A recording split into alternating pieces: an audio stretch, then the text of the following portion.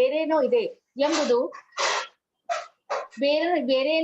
ಎಂಬುದು ಇದ್ದುದರಿಂದ ಸ್ಪಷ್ಟವಾಗಿತ್ತು ಎಂದೇ ಭಟ್ಟಾಚಾರ್ಯರು ತಮ್ಮ ಮನದ ಇಂಗಿತವನ್ನು ತಿಳಿಸುವಂತೆ ಮಹಾಪ್ರಭುಗಳಿಗೆ ಮನವಿ ಮಾಡಿಕೊಂಡರು. ಹರೇ ಕೃಷ್ಣ ಪ್ರಭುಜಿ. ಹರೇ ಕೃಷ್ಣ. Thank you. ಹರೇ ಕೃಷ್ಣ.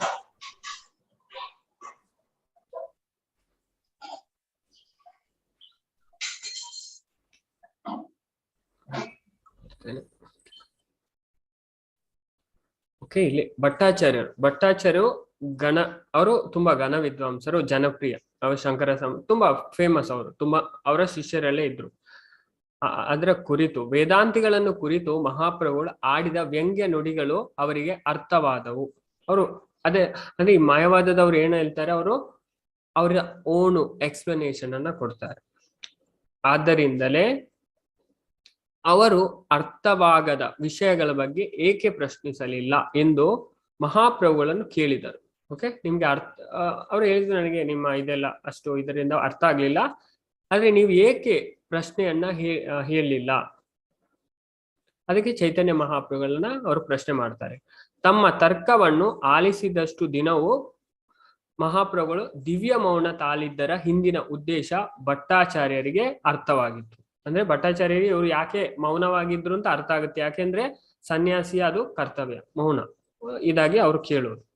ಹಾಗೆ 7 ದಿನ ಕೇಳ್ತಾರೆ ಮೌನವಾಗಿ. ಅವ್ರು ಏನ್ ಹೇಳ್ತಾನೆ ಎಲ್ಲವನ್ನ ಕೇಳ್ತಾರೆ ಚೈತನ್ಯ ಮಹಾಪ್ರಭುಗಳ ಮನಸ್ಸಿನಲ್ಲಿ ಬೇರೇನು ಇದೆ ಎಂಬುದು ಇದರಿಂದ ಸ್ಪಷ್ಟವಾಗಿತ್ತು. ಬೇರೆ ಏನೋ ಅವರಿಗೆ ಇದು ಉಂಟು, ಡೌಟ್ ಉಂಟು. ಅದ್ರ ಬಗ್ಗೆ ಇವರು ಭಟ್ಟಾಚಾರ್ಯ ಗೊತ್ತಾಗುತ್ತೆ. ಹಿಂದೆ ಭಟ್ಟಾಚಾರ್ಯರು ತಮ್ಮ ಮನದ ಇಂಗಿತವನ್ನು ತಿಳಿಸುವಂತೆ ಮಹಾಪ್ರಭುಗಳಿಗೆ ಮನವರಿಕೆ ಮಾಡಿಕೊಂಡರು.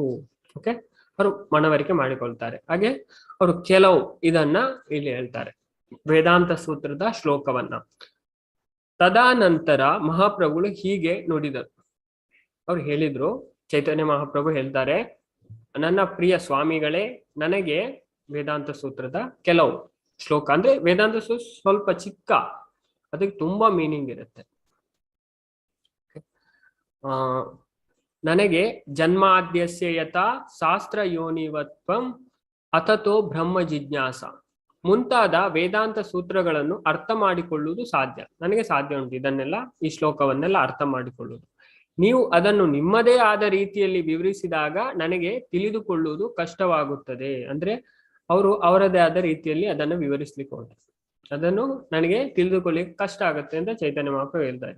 ಸೂತ್ರಗಳ ಉದ್ದೇಶಗಳನ್ನು ಈಗಾಗಲೇ ಅವುಗಳಲ್ಲೇ ವಿವರಿಸಲಾಗಿದೆ, ಆದರೆ ನಿಮ್ಮ ವಿವರಣೆಗಳು ಅವುಗಳನ್ನು ಬೇರಾವುದರಿಂದಲೂ ಮುಚ್ಚುತ್ತಿವೆ. ನಿಮ್ಮ ಉದ್ದೇಶಪೂರ್ವಕವಾಗಿಯೇ ಸೂತ್ರಗಳ ನೇರ ಅರ್ಥವನ್ನು ಸ್ವೀಕರಿಸುತ್ತಿಲ್ಲ ಹಾಗೂ ಪರೋಕ್ಷವಾಗಿ ನಿಮ್ಮದೇ ಆದ ಅರ್ಥ ವಿವರಗಳನ್ನು ನೀಡುತ್ತೀರಿ. ಅಂದ್ರೆ ನೀವು ಅದರ ನಿಜವಾದ ಇದನ್ನ ಹೇಳಿದ್ರೆ ನನಗೆ ಅದು ಅರ್ಥ ಆಗುತ್ತೆ ಸ್ಪಷ್ಟವಾಗಿ. ಆದ್ರೆ ನೀವು ಏನ್ ಮಾಡ್ತೀರಿ, ಅದು ನಿಮ್ಮದೇ ಆದ ಓನ್ ವರ್ಡ್ ಅನ್ನ ಹಾಕಿ ನೀವು ಹೇಳ್ತೀರಿ,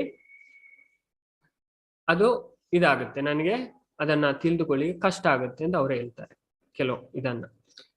ಈ ರೀತಿ ಮಹಾಪ್ರಭುಗಳು ತಮ್ಮ ಸೀಮಿತ ಆಲೋಚನಾ ಶಕ್ತಿಗನುಗುಣವಾಗಿ ಸ್ವಂತ ಉದ್ದೇಶಗಳ ಸಾಧನೆಗಾಗಿ ವೇದಾಂತ ಸೂತ್ರಗಳ ಹೊಸ ರೀತಿಯ ಅರ್ಥ ವಿವರಣೆ ನೀಡುವ ಎಲ್ಲಾ ವೇದಾಂತಿಗಳನ್ನು ತರಾಟೆಗೆ ತೆಗೆದುಕೊಂಡರು. ವೇದಾಂತ ಸೂತ್ರಗಳಂತ ಪ್ರಾಮಾಣೀಕೃತ ಸಾಹಿತ್ಯದ ಅಂತಹ ಪರೋಕ್ಷ ಅರ್ಥ ವಿವರಣೆಗಳನ್ನು ಮಹಾಪ್ರಭು ಈ ಮೂಲಕ ಖಂಡಿಸಿದ್ದಾರೆ. ಅವರು ಖಂಡಿಸ್ತಾರೆ ಚೈತನ್ಯ ಮಹಾಪ್ರಭು.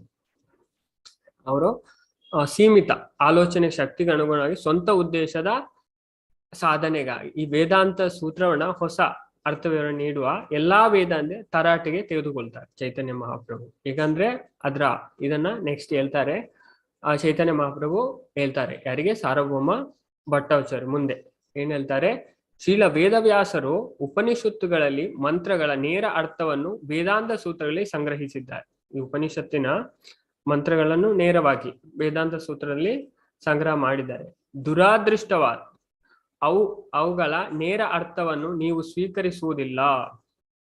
ಆದ್ರೆ ನೀವು ಅದರ ನೇರ ಅರ್ಥವನ್ನ ಸ್ವೀಕರಿಸುವುದಿಲ್ಲ, ನೀವು ಪರೋಕ್ಷವಾಗಿ ಬೇರೆ ರೀತಿಯಲ್ಲಿ ಅವುಗಳನ್ನು ಅರ್ಥೈಸುತ್ತೀರಿ. ನೀವು ಬೇರೆ ರೀತಿ ಇಂಡೈರೆಕ್ಟ್ ಆಗಿ ಅದನ್ನ ಅರ್ಥೈಸ್ತೀರಿ.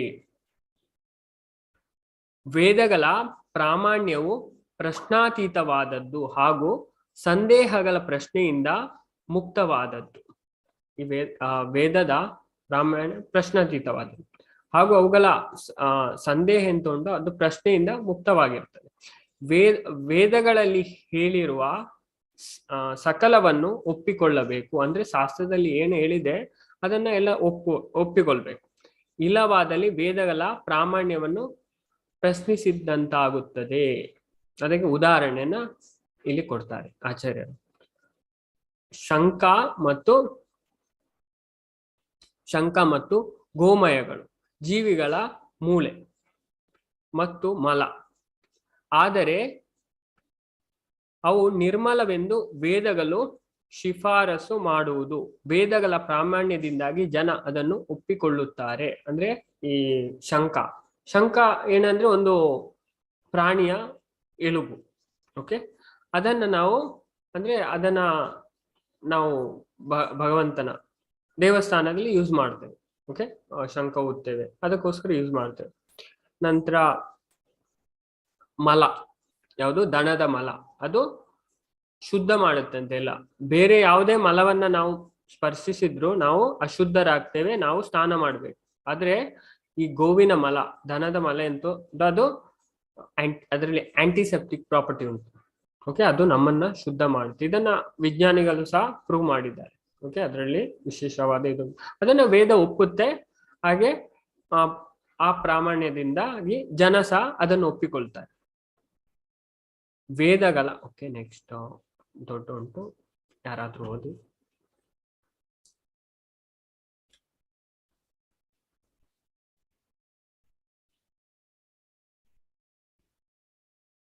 ಶಿಲ್ಪಾ ನವೀನ್ ಮಾತಾಜಿ. ಹರೇ ಕೃಷ್ಣ ಮಾತಾಜಿ. ಹರೇ ಕೃಷ್ಣ ಪ್ರಭುಜಿ. ವೇದಗಳ ಪ್ರಾಮಾಣ್ಯದ ಮೇಲೆ ಯಾರೊಬ್ಬರು ತಮ್ಮ ಅಪರಿಪೂರ್ಣ ವಿಚಾರಧಾರೆಯನ್ನು ಪ್ರಯೋಗಿಸಲಾಗದು. ವೇದಗಳ ಆಜ್ಞೆಗಳನ್ನು ಅವುಗಳು ಯಾವುದೇ ಲೌಕಿಕ ತರ್ಕವನ್ನು ಮುಂದೊಡ್ಡದೆ ಪಾಲಿಸಬೇಕು. ವೇದಗಳ ಕಟ್ಟಳೆಯನ್ನು ಪಾಲಿಸುತ್ತೇವೆ ಎಂದು ಹೇಳಿಕೊಳ್ಳುವವರು ವೇದಗಳ ಕಟ್ಟಳೆಗಳ ಬಗ್ಗೆ ತಮ್ಮದೇ ಆದ ಅರ್ಥ ವಿವರಣೆ ನೀಡುತ್ತಾರೆ. ತನ್ಮೂಲಕ ವೇದ ಧರ್ಮದ ನಾನಾ ಪಕ್ಷಪಂಥಗಳನ್ನು ಸ್ಥಾಪಿಸುತ್ತಾರೆ. ಭಗವಾನ್ ಬುದ್ಧ ನೇರವಾಗಿ ವೇದ ಪ್ರಾಮಾಣ್ಯವನ್ನು ತಿರಸ್ಕರಿಸಿದನು ಹಾಗೂ ತನ್ನದೇ ಆದ ಧರ್ಮ ಸ್ಥಾಪಿಸಿದನು. ಈ ಕಾರಣದಿಂದಾಗಿಯೇ ವೇದಗಳ ಪರಮ ಅನುಯಾಯಿಗಳು ಬುದ್ಧ ಧರ್ಮವನ್ನು ಅಂಗೀಕರಿಸಲಿಲ್ಲ. ಆದರೆ ವೇದದ ಅನುಯಾಯಿಗಳೆಂದು ಕೊಚ್ಚಿಕೊಳ್ಳುವವರೇ ಬೌದ್ಧರಿಗಿಂತ ಹೆಚ್ಚು ಹಾನಿಕಾರರು. ಬೌದ್ಧರಿಗೆ ವೇದವನ್ನು ನೇರವಾಗಿ ತಿರಸ್ಕರಿಸುವ ಎದೆಗಾರಿಕೆ ಇದೆ. ಆದರೆ ವೇದದ ಅನುಯಾಯಿಗಳೆಂದು ಕೊಚ್ಚಿಕೊಳ್ಳುವವರಿಗೆ ಪರೋಕ್ಷವಾಗಿ ವೇದಾಗ್ನಿಗಳನ್ನು ಉಲ್ಲಂಘಿಸಿದರೂ ವೇದಗಳನ್ನು ತಿರಸ್ಕರಿಸುವಷ್ಟು ಎದೆಗಾರಿಕೆ ಇಲ್ಲ. ಮಹಾಪ್ರಭು ಚೈತನ್ಯರು ಇದನ್ನು ಖಂಡಿಸಿದರು. ಹರೇ ಕೃಷ್ಣ. ಹರೇ ಕೃಷ್ಣ. ಅದೇ ಇಲ್ಲಿ ಆಚಾರ್ಯರು ಹೇಳ್ತಾರೆ, ವೇದಗಳ ಪ್ರಾಮಾಣ್ಯದ ಮೇಲೆ ಯಾರೊಬ್ಬರು ಅವರು ಅಪರಿಪೂರ್ಣ ವಿಚಾರಧಾರೆಯನ್ನು ಪ್ರಯೋಗಿಸಲಾಗದು. ಯಾಕಂದ್ರೆ ವೇದೋ ನಾರಾಯಣ ಸಾಕ್ಷಾತ್, ವೇದ ಭಗವಂತನಿಂದ ಬರುವುದು. ಓಕೆ, ಉಪನಿಷತ್ ಸಹ ಹೇಳುತ್ತೆ ಭಗವಂತನ ಉಸಿರಿನಿಂದ ವೇದ ಬಂದದಂತೆ. ರಿಗ್, ಸಾಮ, ಯಜುರ್, ಅಥರ್ವ ಭಗವಂತನ ಇದರಿಂದ ಬಂದದ್ದು. ಆದ್ರೆ ಅದರಲ್ಲಿ ಯಾವುದೇ ಮಿಸ್ಟೇಕ್ ಇಲ್ಲ ವೇದದಲ್ಲಿ ಹೇಳಿರು. ಓಕೆ, ಅದು ಅಪೌರುಷೇಯ ಅಂದ್ರೆ 4 ತರದ ದೋಷ ಉಂಟು, ಇದ್ರಲ್ಲಿ ಇಲ್ಲ. ಅದನ್ನ ಆಧ್ಯಾತ್ಮಿಕ, ಅದು ಜಗತ್ತಿನಿಂದ ಬಂದದ್ದು. ವೇದಗಳ ಆಜ್ಞೆಯನ್ನು ಅವುಗಳು ಇದ್ದಂತೆ ಯಾವುದೇ ಲೌಕಿಕ ತರ್ಕವನ್ನು ಮುಂದೊಡ್ಡದೆ ಪಾಲಿಸಬೇಕು. ಆದ್ರೆ ಎಂತ ಆಜ್ಞೆ ಉಂಟು ಅವುಗಳನ್ನ ನಾವು ಯಾವುದೇ ಲೌಕಿಕ ಅಂದ್ರೆ ಭೌತಿಕ ತರ್ಕ ಯಾವುದೇ ಮುಂದೊಡ್ಡದೆ ಅದನ್ನ ಪಾಲಿಸಬೇಕು. ವೇದಗಳ ಕಟ್ಟಳೆಗಳನ್ನು ಪಾಲಿಸುತ್ತೇವೆ ಎಂದು ಹೇಳಿಕೊಳ್ಳುವವರು ವೇದಗಳ ಕಟ್ಟಳೆಗಳ ಬಗ್ಗೆ ತಮ್ಮದೇ ಆದ ಅರ್ಥ ವಿವರಣೆ ನೀಡುತ್ತಾರೆ. ಈ ಮಾಯಾವಾದಿ ಅವರು ಹಾಗೆ ಮಾಡುದು. ಅವರು ಕೆಲವು ಅಂದ್ರೆ ಅವರು ಈ ಏನಾದ್ರು ಪ್ರವಚನ ಕೊಡುವುದಾದ್ರೆ ಶಾಸ್ತ್ರವನ್ನ ಕೋಟ್ ಮಾಡುವುದಿಲ್ಲ, ಅವರ ಓನ್ ವರ್ಡ್ ಅನ್ನ ಜಾಸ್ತಿ ಹೇಳ್ತಾರೆ. ಅದರ ಹೆಸರಲ್ಲಿ ಕೆಲವು ಇದನ್ನ ಹಿಡಿದು ಅವರದ್ದೇ ಆದ ಓನ್ ಇದನ್ನ ಅರ್ಥ ವಿವರಣೆ ಅವರು ನೀಡ್ತಾರೆ. ತನ್ಮೂಲಕ ವೇದ ಧರ್ಮದ ನಾನಾ ಪಕ್ಷ ಪಂಥಗಳನ್ನು ಸ್ಥಾಪಿಸುತ್ತಾರೆ. ಬೇರೆ ಬೇರೆ ತರದ ಅವರದ್ದೇ ಆದ ಇದನ್ನ ಅವರು ಸ್ಥಾಪನೆ ಮಾಡ್ತಾರೆ ಮಾಯಾವಾದದವರು. ಹಾಗೆ ಭಗವಾನ್ ಬುದ್ಧ ನೇರವಾಗಿ ವೇದ ಪ್ರಾಮಾಣ್ಯವನ್ನು ತಿರಸ್ಕರಿಸಿದನು. ಈ ಬುದ್ಧ ಬುದ್ಧ ಭಗವಂತನ ಅವತಾರ. ನಾವು ಇದೇ ಭಾಗವತದಲ್ಲಿ 3ನೇ ಅಧ್ಯಾಯದಲ್ಲಿ ಓಕೆ ಮೊದಲನೇ ಸ್ಕಂದ 3ನೇ ಅಧ್ಯಾಯದಲ್ಲಿ ಬುದ್ಧ ಬರ್ತಾರೆ ಅಂತ 5000 ವರ್ಷಗಳ ಹಿಂದೆ ಉಲ್ಲೇಖ ಉಂಟು ಭಾಗವತದಲ್ಲಿ. ಕೆಲವು ಪುರಾಣಗಳಲ್ಲಿ ಸಹ ಉಂಟು. 12ನೇ ಸ್ಕಂದದಲ್ಲಿ ಸಹ ಬುದ್ಧನ ಬಗ್ಗೆ ಬರುತ್ತೆ. ಇಲ್ಲಿ ಉಲ್ಲೇಖ ಉಂಟು, ಬುದ್ಧ ಬರ್ತಾರೆ. ಓಕೆ, ಬುದ್ಧ ಯಾರು? ಭಗವಂತನ ಅವತಾರ. ಅಂದ್ರೆ ಬುದ್ಧ ಯಾಕೆ ಬಂದದಂದ್ರೆ ಜನರು ವೇದದಲ್ಲಿ ಓಕೆ ಪ್ರಾಣಿ ಬಲಿಯನ್ನ ಕೊಟ್ಟಿದ್ರು. ಅದರ ಇದರಿಂದ ಅವರು ಅದನ್ನ ದುರುಪಯೋಗ ಮಾಡ್ತಾರೆ. ವೇದದ ಹೆಸರಿನಲ್ಲಿ ಪ್ರಾಣಿ ವಧೆಯನ್ನ ಮಾಡ್ತಾ ಇದ್ರು. ಅದಕ್ಕೋಸ್ಕರ ಬುದ್ಧ ಅದನ್ನ ರಿಜೆಕ್ಟ್, ವೇದನ್ನ ತೆಗೆದ್ರು. ಓಕೆ, ನೀವು ಇದನ್ನ ಇದು ಮಾಡುದು ಸರಿಯಲ್ಲ. ಅದಕ್ಕೆ ವೇದವನ್ನ ಅವರು ಕಂಪ್ಲೀಟ್ ಆಗಿ ತೆಗೆದ್ರು. ಧರ್ಮವನ್ನ ಅವರದೇ ಆದ ಬುದ್ಧನೇ ಧರ್ಮವನ್ನ ಸ್ಥಾಪನೆ ಮಾಡಿ, ನೀವು ಆ ಪ್ರಾಣಿ ಹತ್ಯೆಯನ್ನ ಮಾಡಬಾರ್ದು, ಮೊದಲು ನೀವು ಇದನ್ನ ಕಳೀರಿ, ಆಮೇಲೆ ವೇದವನ್ನ ಇದು ಮಾಡಿ ಅಂತ. ಈ ಕಾರಣದಿಂದಾಗಿ ವೇದಗಳ ಪರಮ ಅನುಯಾಯಿಗಳು ಬೌದ್ಧ ಧರ್ಮವನ್ನು ಅಂಗೀಕರಿಸಲಿಲ್ಲ. ಆದರೆ ವೇದದ ಅನುಯಾಯಿಗಳೆಂದೇ ಕೊಚ್ಚಿಕೊಳ್ಳುವವರು ಬೌದ್ಧರಿಗಿಂತ ಹೆಚ್ಚು ಹಾನಿಕರ. ಓಕೆ, ಬೌದ್ಧರಿಗಿಂತಲೂ ಅವರು ಹೆಚ್ಚು ಹಾನಿಕರ. ಈ ವೇದದ ಅವರದೇ ಆದ ಇದನ್ನ ಕೊಡುವುದು. ಅದಕ್ಕೋಸ್ಕರ ಬುದ್ಧ ಇದನ್ನ ತೆಗೆದರು. ಆದರೆ ವೇದದ ಅನುಯಾಯಿಗಳೆಂದೇ ಕೊಚ್ಚಿಕೊಳ್ಳುವವರೇ ಬೌದ್ಧರಿಗಿಂತ ಹೆಚ್ಚು ಹಾನಿಕರ. ಬೌದ್ಧರಿಗೆ ವೇದವನ್ನು ನೇರವಾಗಿ ತಿರಸ್ಕರಿಸುವ ಎದೆಗಾರಿಕೆ ಇದೆ. ಓಕೆ, ಅವರು ವೇದವನ್ನ ಬುದ್ಧ ಬಂದು ಹೇಳಿದ್ದು ನೀವು ವೇದವನ್ನ ಬಿಡಿ. ಮತ್ತೆ ಬುದ್ಧನ ಹತ್ರ ಸಹ ಕೆಲವು ಪ್ರಶ್ನೆ ಅಂದ್ರೆ ಬುದ್ಧ ಅವರು ಈ ಪ್ರಾಣಿ ವಧೆಯನ್ನ ಇದರಿಂದ ಅವರಿಗೆ ಯಾವುದೇ ಇದಾಗ್ಲಿಕ್ಕಿಲ್ಲ. ಅದಕ್ಕೋಸ್ಕರ ಅವ್ರು ಬುದ್ಧ ಇದನ್ನ ತೆಗ್ದದ್ದು 0 ವೇದವನ್ನ. ಮತ್ತೆ ವೇದವನ್ನ ನಾವು ತೆಗೆದ್ರೆ ನಾವು ಭಗವಂತನನ್ನ ತಿಳಿದುಕೊಳ್ಳಿಕ್ಕೆ ಸಾಧ್ಯವೇ ಇಲ್ಲ. ಹಾಗೆ ಬುದ್ಧನ ಹತ್ರ ಸಹ ಒಬ್ಬ ವ್ಯಕ್ತಿ, ಅವರ ಶಿಷ್ಯರು ಹೋಗಿ ಕೇಳ್ತಾರೆ, ಯಾರೋ ಒಬ್ರು ವ್ಯಕ್ತಿ ಕೇಳ್ತಾರೆ, ನೀವು ಭಗವಂತನ ಅಲ್ಲ, ಓಕೆ, ನೀವು ಯಮರಾಜರ ಅಲ್ಲ, ಆತ್ಮ ಮತ್ತೆ ಪರಮಾತ್ಮ ಒಂದೇ? ಏನು ಹೇಳಿಲ್ಲ ಅವರು. ಅದಕ್ಕೆ ಮಾತಾಡುವುದೇ ಇಲ್ಲ. ಆತ್ಮ ಉಂಟಾ? ಅದಕ್ಕೆ ಸಹ ಏನು ಹೇಳುದಿಲ್ಲ. ಓಕೆ, ಮತ್ತೆ ನೀವು ಯಾರು ಅಂತ ಕೇಳಿದಾಗ ನಾನು ಜಾಗೃತನಾಗಿದ್ದೇನೆ ಅಂತ ಅವ್ರು ಹೇಳಿದ್ರು. ಓಕೆ, ಮತ್ತೆ ಅವ್ರು ಹಾಗೆ ಹೇಳಿ ಅವರು ಏನು ಉತ್ತರ ಕೊಡ್ಲಿಲ್ಲ. ಅದಕ್ಕೆ ಅವ್ರು ಹಾಗೆ ತುಂಬಾ ಪ್ರಶ್ನೆ ಮಾಡ್ತಾರೆ, ಅದಕ್ಕೆ ಏನು ಉತ್ತರ ಕೊಡ್ಲಿಲ್ಲ. ಅದಕ್ಕೆ ಅವರ ಶಿಷ್ಯರು ಕೇಳ್ತಾರೆ, ನೀವು ಯಾಕೆ ಅವ್ರಿಗೆ ಏನು ಹೇಳಿಲ್ಲ ಅಂತ. ಓಕೆ, ಅದಕ್ಕೆ ಬುದ್ಧ ಹೇಳ್ತಾರೆ, ಅವರು ಆಲ್ರೆಡಿ ತುಂಬಾ ಕನ್ಫ್ಯೂಸ್ ಆಗಿದ್ದಾರೆ. ನಾನು ಏನಾದ್ರೂ ಹೇಳಿದ್ರೆ ಅವರಿಗೆ ಅವರು ಇನ್ನೂ ಸಹ ಭ್ರಮೆಗೆ ಬೀಳ್ತಾರೆ. ಅಂದ್ರೆ ಅವರು ಆ ಸ್ಥಿತಿಯಲ್ಲಿಲ್ಲ, ಆ ಗುಣದಲ್ಲಿ ಇದಾಗಿದ್ದಾರೆ. ಅದಕ್ಕೋಸ್ಕರ ಬುದ್ಧ ಇದನ್ನ ನಿಲ್ಲಿಸ್ಲಿಕ್ಕೋಸ್ಕರ ವೇದವನ್ನ ತೆಗ್ದದ್ದು. ವೇದದ ಹೆಸರಿನಲ್ಲಿ ಅವರು ಪ್ರಾಣಿ ಹತ್ಯೆಯನ್ನ ಮಾಡ್ತಾ ಇದ್ರು. ಅದಕ್ಕೋಸ್ಕರ ಬುದ್ಧ ಇದನ್ನ ತೆಗ್ದದ್ದು. ಅದನ್ನ ಮತ್ತೆ ಶಂಕರಾಚಾರ್ಯರು ಬಂದು ವೇದವನ್ನ ಸ್ಥಾಪನೆ ಮಾಡ್ತಾರೆ.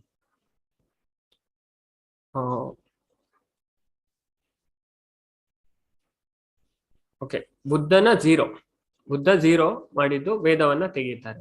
ಶಂಕರಾಚಾರ್ಯರು ಬಂದು 2 ಒಂದೇ. ಅಂದ್ರೆ ಶಂಕರಾಚಾರ್ಯ ಬ್ರಹ್ಮನ್ನ ಜ್ಞಾನವನ್ನ ಕೊಡ್ತಾರೆ. ಓಕೆ, ಬ್ರಹ್ಮನ್. ನಂತರ ರಾಮಾನುಜಾಚಾರ್ಯ, ಮಧ್ವಾಚಾರ್ಯ 2. ಓಕೆ, ಆತ್ಮ ಮತ್ತೆ ಪರಮಾತ್ಮ ಬೇರೆ ಬೇರೆ, ದ್ವಯ.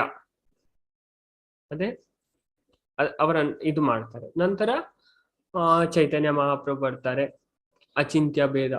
ಇದು ತುಂಬಾ ಇದರ ಸಂಬಂಧ ಉಂಟು ಭಗವಂತ ಮತ್ತೆ ಜೀವಾತ್ಮಗೆ.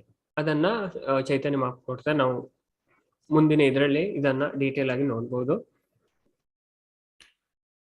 ಪರೋಕ್ಷವಾಗಿ ವೇದಾಜ್ಞೆಯನ್ನು ಉಲ್ಲಂಘಿಸಿದರೂ ವೇದಗಳನ್ನು ತಿರಸ್ಕರಿಸುವಷ್ಟು ಎದುಗಾರಿಕೆ ಇಲ್ಲ. ಮಹಾಪ್ರಭುಗಳು ಚೈತನ್ಯರು ಇದನ್ನು ಖಂಡಿಸಿದರು. ಓಕೆ, ಅವರು ಆ ಉದಾಹರಣೆಯನ್ನು ಕೊಡ್ತಾರೆ. ಮಹಾಪ್ರಭುಗಳು ನೀಡಿದ ಶಂಖ ಮತ್ತು ಗೋಮಯದ ಉದಾಹರಣೆಗಳು ಈ ಸಂಬಂಧದಲ್ಲಿ ತುಂಬಾ ಉಚಿತವಾದ. ಗೋಮಯ ನಿರ್ಮಲವಾದುದರಿಂದ ವಿದ್ವತ್ ಬ್ರಾಹ್ಮಣ ಮಲವು ನಿರ್ಮಲ ಎಂದು ಯಾರಾದರೂ ವಾದ ಮಾಡಿದಲ್ಲಿ ಅವರ ವಾದವನ್ನು ಒಪ್ಪಿಕೊಳ್ಳಲಾಗದು. ಓಕೆ, ಗೋಮಯ ಅಂದ್ರೆ ಇದು ಮಲ, ದನದ ಮಲ. ಓಕೆ, ಅದನ್ನ ನಾವು ಮುಟ್ಟಿದ್ರೆ ನಾವು ಶುದ್ಧ ಆಗ್ತೇವೆ ಅಂತೆ. ಶಂಖವನ್ನ ಸಹ ಬೇರೆ ಯಾವುದೇ ಇದನ್ನ ನಾವು ಯೂಸ್ ಮಾಡುದಿಲ್ಲ. ಆದ್ರೆ ಶಂಖವನ್ನ ನಾವು ದೇವರ ಇದಕ್ಕೆ ಯೂಸ್ ಮಾಡ್ತೇವೆ. ಅದು ಶಾಸ್ತ್ರದಲ್ಲಿ ಉಂಟು, ವೇದ ಇದನ್ನ ಒಪ್ತದೆ. ದನದ ಸೆಗಣಿಯನ್ನ ಸಹ ವೇದ ಒಪ್ತದೆ. ಹಾಗಾಗಿ ಗೋಮಯ ನಿರ್ಮಲವಾದುದರಿಂದ ವಿದ್ವದ್ ಬ್ರಾಹ್ಮಣನ ಮಲವು ನಿರ್ಮಲ ಎಂದು ಯಾರಾದರೂ ವಾದ ಮಾಡಿದಲ್ಲಿ ಅವರ ವಾದವನ್ನು ಒಪ್ಪಿಕೊಳ್ಳಲಾಗುವುದಿಲ್ಲ. ಬ್ರಾಹ್ಮಣನ ಮಲ ನಿರ್ಮಲ ಅಂತ ಯಾರು ಒಪ್ಪಿಕೊಳ್ಳುವುದಿಲ್ಲ. ಹಾಗೆ ಗೋಮಯ ಅಂಗೀಕೃತ ವಿದ್ವದ್ ಬ್ರಾಹ್ಮಣನ ಮಲ ತಿರಸ್ಕೃತ. ಚೈತನ್ಯ ಮಹಾಪ್ರಭುಗಳು ಮುಂದುವರಿದು ನುಡಿದರು. ಚೈತನ್ಯ ಮಹಾಪ್ರಭು ಇದನ್ನ ಎಲ್ಲ ಉದಾಹರಣೆ ಕೊಟ್ಟು ಹೇಳ್ತಾರೆ ಅವರಿಗೆ. ನಂತರ ಇದನ್ನ ಯಾರಾದ್ರೂ ಓದಿ ಒಂದು ಪ್ಯಾರಾಗ್ರಾಫ್. ಸುಮತಿ ಭಟ್ ಮಾತಾಜಿ. ಹರೇ ಕೃಷ್ಣ. ಪ್ರಭುಜಿ ಅದು ತೆಗಿಬೇಕು. ಇದಿದೆ. ಯಾವ್ದು ಮಾತಾಜಿ? ಹೋಯ್ತು. ಅಲ್ಲ, ಇದು ವೇದಗಳ ಕಟ್ಟಳೆಗಳು ಸ್ವಯಂ ಪ್ರಮಾಣೀಕೃತವಾದವುಗಳು. ಯಾರಾದರೂ ಲೌಕಿಕರು ವೇದಗಳ ಅರ್ಥ ವಿವರಣೆಯನ್ನು ಸರಿಹೊಂದಲು ಪ್ರಯತ್ನಿಸಿದರೆ ಅವನು ವೇದಗಳ ಪ್ರಾಮಾಣ್ಯವನ್ನು ನಿರಾಕರಿಸುತ್ತಾನೆ. ಶ್ರೀಲ ವೇದವ್ಯಾಸರಿಗಿಂತ ತಾನು ಹೆಚ್ಚು ಬುದ್ಧಿವಂತ ಎಂದು ಭಾವಿಸುವುದು ಮೂರ್ಖತನ. ಅವರು ಈಗಾಗಲೇ ತಮ್ಮ ಸೂತ್ರಗಳಲ್ಲಿ ತಮ್ಮ ಅಭಿಪ್ರಾಯಗಳನ್ನು ವ್ಯಕ್ತಪಡಿಸಿದ್ದಾರೆ. ಅದಕ್ಕೆ ಅಲ್ಪ ಪ್ರಮುಖರ ನೆರವಿನ ಅಗತ್ಯವಿಲ್ಲ. ಅವರ ಕೃತಿ ವೇದಾಂತ ಸೂತ್ರ ಮಧ್ಯಾಹ್ನದ ಪ್ರಖರ ಸೂರ್ಯನಿದ್ದಂತೆ. ಸ್ವಯಂ ಪ್ರಜ್ವಲಿತ ಸೂರ್ಯನೋಪಾದಿಯ ವೇದಾಂತ ಸೂತ್ರಕ್ಕೆ ಯಾರಾದರೂ ತಮ್ಮದೇ ಆದ ಅರ್ಥ ವಿವರಣೆ ನೀಡುವ ಪ್ರಯತ್ನ ಮಾಡಿದರೆ ಅದು ಸೂರ್ಯನನ್ನು ಪವಲ ಕಲ್ಪಿತ ಮೋಡಗಳಿಂದ ಮುಚ್ಚುವ ಪ್ರಯತ್ನವಾಗುತ್ತದೆ. ಹರೇ ಕೃಷ್ಣ ಪ್ರಭುಜಿ. ಹರೇ ಕೃಷ್ಣ ಮಾತಾಜಿ. ವೇದಗಳ ಕಟ್ಟಲೆ ಸ್ವಯಂ ಪ್ರಮಾಣೀಕೃತವಾದವುಗಳು. ಓಕೆ, ಅದನ್ನ ಭಗವಂತನೇ ಇದು ಮಾಡಿದ್ದು. ವೇದ ವ್ಯಾಸರ ಅವತಾರ. ಓಕೆ, ವೇದವ್ಯಾಸರು ಭಗವಂತನ ಸಾಹಿತ್ಯ ಅವತಾರ. ಯಾರಾದರೂ ಲೌಕಿಕರು ವೇದಗಳ ಅರ್ಥ ವಿವರಣೆಯನ್ನು ಸರಿಹೊಂದಿಸಲು ಪ್ರಯತ್ನಿಸಿದರೆ ಅವನು ವೇದಗಳ ಪ್ರಾಮಾಣ್ಯವನ್ನು ನಿರಾಕರಿಸುತ್ತಾನೆ. ಓಕೆ, ಅವರು ಏನು ಅಂತ ಗ್ರಹಿಸ್ತಾರೆ? ಶ್ರೀಲ ವೇದವ್ಯಾಸರಿಗಿಂತ ತಾನು ಹೆಚ್ಚು ಬುದ್ಧಿವಂತ ಎಂದು ಭಾವಿಸುವುದು ಮೂರ್ಖತನ. ವೇದವ್ಯಾಸರಿಗಿಂತ ಹೆಚ್ಚು ಬುದ್ಧಿವಂತ ಅಂತ ಭಾವಿಸುವುದು ಮೂರ್ಖತನ. ಶ್ರೀಲ ವೇದವ್ಯಾಸರಿಗಿಂತ ತಾನು ಹೆಚ್ಚು ಬುದ್ಧಿವಂತ ಎಂದು ಭಾವಿಸುವುದು ಮೂರ್ಖತನ. ಅವರು ಈಗಾಗಲೇ ತಮ್ಮ ಸ್ತೋತ್ರಗಳ ತಮ್ಮ ಅಭಿಪ್ರಾಯಗಳನ್ನು ವ್ಯಕ್ತಪಡಿಸಿದ್ದಾರೆ. ಓಕೆ, ಅದಕ್ಕೆ ಈ ವೇದಾಂತ ಸೂತ್ರಕ್ಕೆ ವೇದವ್ಯಾಸರೇ ಅಂದ್ರೆ ಇವರು ಕಲಿಯುಗದವರು ಹೀಗೆ ಅಂತ ಅವರೇ ಇದನ್ನ ಬರೆದಿದ್ದಾರೆ, ಟಿಪ್ಪಣಿಯನ್ನ ಕೊಟ್ಟಿದ್ದಾರೆ. ಅದೇ ಶ್ರೀಮದ್ ಭಾಗವತ. ಅದಕ್ಕೆ ಅಲ್ಪ ಪ್ರಮುಖರ ನೆರವಿನ ಅಗತ್ಯವಿಲ್ಲ. ಅವರ ಕೃತಿ ವೇದಾಂತ ಸೂತ್ರ ಮಧ್ಯಾಹ್ನದ ಪ್ರಕಾರ ಸೂರ್ಯನಿದ್ದಂತೆ. ಸ್ವಯಂ ಪ್ರಜ್ವಲಿತ ಸೂರ್ಯನೋಪಾದಿಯ ವೇದಾಂತ ಸೂತ್ರಕ್ಕೆ ಯಾರಾದರೂ ತಮ್ಮದೇ ಆದ ಅರ್ಥ ವಿವರಣೆ ನೀಡುವ ಪ್ರಯತ್ನ ಮಾಡಿದರೆ ಅದು ಸೂರ್ಯನನ್ನು ಸ್ವಕಫೋಲ ಕಲ್ಪಿತ ಮೋಡಗಳಿಂದ ಮುಚ್ಚುವ ಪ್ರಯತ್ನವಾಗುತ್ತದೆ. ಓಕೆ, ಸೂರ್ಯನನ್ನ ಮೋಡ ಮುಚ್ಚಿದ್ರೆ ಹೇಗಾಗುತ್ತೆ? ಅದು ಸ್ವಯಂ ಪ್ರಜ್ವಲಿತ ಆದದ್ದು. ಯಾರಾದ್ರೂ ಅವರದೇ ಆದ ಅರ್ಥ ವಿವರಣೆಯನ್ನ ಕೊಟ್ರೆ ಅದು ಮೋಡ ಮುಚ್ಚಿದಂತ ಆಗುತ್ತೆ. ಓಕೆ, ಆದ್ರೆ ಇದು ಹೋಗುತ್ತೆ. ಅದನ್ನ ಇಲ್ಲಿ ಆಚಾರ್ಯರು ತಿಳಿಸ್ತಾರೆ. Next paragraph. Geeta M Mataji. Hare Krishna. Hare Krishna Guruji. ವೇದಗಳು ಮತ್ತು ಪುರಾಣಗಳು ಉದ್ದೇಶದಲ್ಲಿ ಒಂದೇ. ಅವು ಬೇರೆ ಎಲ್ಲದಕ್ಕಿಂತ ಮಿಗಿಲಾದುದು. ಪರಮ ಸತ್ಯವನ್ನು ನಿಶ್ಚಯಿಸುತ್ತದೆ. ಪರಮ ಸತ್ಯವನ್ನು ಅಂತಿಮವಾಗಿ ಪರಮ ನಿಯಂತ್ರಕ ಶಕ್ತಿ ಅಥವಾ ದೇವೋತ್ತಮ ಪರಮ ಪುರುಷನೆಂದೇ ಸಾಕ್ಷಾತ್ಕರಿಸಿಕೊಳ್ಳಬಹುದು. ಹೀಗೆ ದೇವೋತ್ತಮ ಪರಮ ಪುರುಷನು ಐಶ್ವರ್ಯ, ಸಮೃದ್ಧಿ, ಶಕ್ತಿ, ಕೀರ್ತಿ, ಸೌಂದರ್ಯ, ಜ್ಞಾನ ಮತ್ತು ವೈರಾಗ್ಯಗಳಿಂದ ತುಂಬುವನು. ಅವರು ದೇವೋತ್ತಮ ಪರಮ ಪುರುಷನ ನಿರಾಕಾರನೆಂದು ಆಶ್ಚರ್ಯಕರವಾಗಿ ನಿಶ್ಚಯಿಸಲಾಗಿದೆ. ಹರೇ ಕೃಷ್ಣ. ಹರೇ ಕೃಷ್ಣ. Thank you. ವೇದ ಮತ್ತೆ ಪುರಾಣ ಉದ್ದೇಶದಲ್ಲಿ ಎರಡು ಒಂದೇ. ವೇದ ಪೂರ್ಣ ಇತಿ ಪುರಾಣ. ವೇದದ ಮಾತನ್ನ ಪೂರ್ಣ ಮಾಡುವುದು ಪುರಾಣ. ಇದು ಎರಡು ಒಂದೇ, ಉದ್ದೇಶದಲ್ಲಿ ಒಂದೇ. ವೇದ ಮತ್ತೆ ಪುರಾಣಗಳು ಅವು ಬೇರೆ ಎಲ್ಲಕ್ಕಿಂತ ಮಿಗಿಲಾದ ಪರಮ ಸತ್ಯವನ್ನು ನಿಶ್ಚಯಿಸುತ್ತದೆ. ಎಲ್ಲಕ್ಕಿಂತ ಪರಮ ಸತ್ಯನಾದ ಭಗವಂತನನ್ನ ನಿಶ್ಚಯಿಸದೆ ಶಕ್ತಿಯುಳ್ಳ ದೇವೋತ್ತಮರನ್ನು ಸಾಕ್ಷಾತ್ಕರಿಸಿಕೊಳ್ಳಬಹುದು. ಶಾಸ್ತ್ರದಿಂದ ನಾವು ಭಗವಂತನನ್ನ ಅರ್ಥ ಮಾಡ್ಕೋಬಹುದು. ಹೀಗೆ ದೇವೋತ್ತಮ ಪರಮೇಶ್ವರ ಅದೇ ಷಡೈಶ್ವರ್ಯ ಪೂರ್ಣ, ಭಗವಂತನ ಹತ್ರ ಸಂಪೂರ್ಣ ಐಶ್ವರ್ಯ, ಶಕ್ತಿ, ಕೀರ್ತಿ ಮತ್ತೆ ಸೌಂದರ್ಯ, ಜ್ಞಾನ, ವೈರಾಗ್ಯ ತುಂಬಿದವನು, ಅವರನ್ನೇ ಭಗವಾನ್ ಅಂತ ಹೇಳುವುದು. ಆದರೂ ದೇವೋತ್ತಮ ಪರಮಪುರುಷ ನಿರಾಕರಣೆಂದು ಆಶ್ಚರ್ಯಕರವಾಗಿ ನಿಶ್ಚಯಿಸಲಾಗಿದೆ. ಓಕೆ, ಉಪನಿಷತ್ತಲ್ಲಿ ಆ ತರದ ಇದನ್ನ ಕೊಟ್ಟಿದ್ದಾರೆ. ಇಲ್ಲಿ ಅದನ್ನ ನಾವು ನೋಡ್ಬೋದು. ಇನ್ನೊಂದು ಪ್ಯಾರಾಗ್ರಾಫ್. ಸುಮಿತ್ರಾ ವಿ ಮಾತಾಜಿ, ಹರೇ ಕೃಷ್ಣ. ಹರೇ ಕೃಷ್ಣ ಪ್ರಭುಜಿ. ಪರಮ ಪೂರ್ಣದ ಲೌಕಿಕ ಕಲ್ಪನೆಯನ್ನು ಅನೂರ್ಜಿತಗೊಳಿಸಲು ವೇದಗಳಲ್ಲಿ ಪರಮ ಸತ್ಯದ ನಿರಾಕಾರ ವರ್ಣನೆಯನ್ನು ನೀಡಲಾಗಿದೆ.